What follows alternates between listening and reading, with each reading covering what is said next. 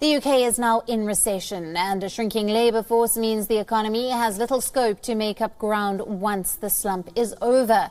As the Resolution Foundation think tank pointed out, Britain is in the midst of the worst 20 years for growth since the Great Depression. Assuming the BOE forecasts are correct, the central bank now thinks the UK output can grow no more than 0.7% a year without adding to the inflation pressures afflicting the economy in the decade prior to the 2008 financial crisis. But the main development weighing on potential supply is the loss of thousands of people from the labour force since the COVID-19 pandemic, particularly older workers.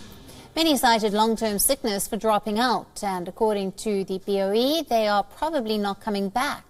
By historical standards, the recession forecast by the Bank of England is shallow, and according to the BOE outlook, the forecast has fallen by less than 1% over 5 quarters.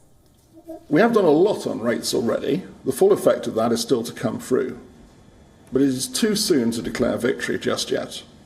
Inflationary pressures are still there, and we can see that in the data, and we hear it from our agents. And we need to be absolutely sure that we really are turning the corner on inflation. And that's why we've increased bank rate today. And that is why we will, of course, continue to monitor the data very carefully. But what are the Brexit effects? The Bank of England has always thought that Britain would pay an economic price for leaving the European Union. It still does, and fears that the damage is happening much sooner than feared. Although that's bad news for Prime Minister Rishi Sunak, whose Conservative Party is far behind the Labour opposition in opinion polls. BOE is even more pessimistic than the International Monetary Fund, which earlier in the week warned that Britain faces the bleakest 2 years of any major industrial nation, including Russia, under widespread sanctions.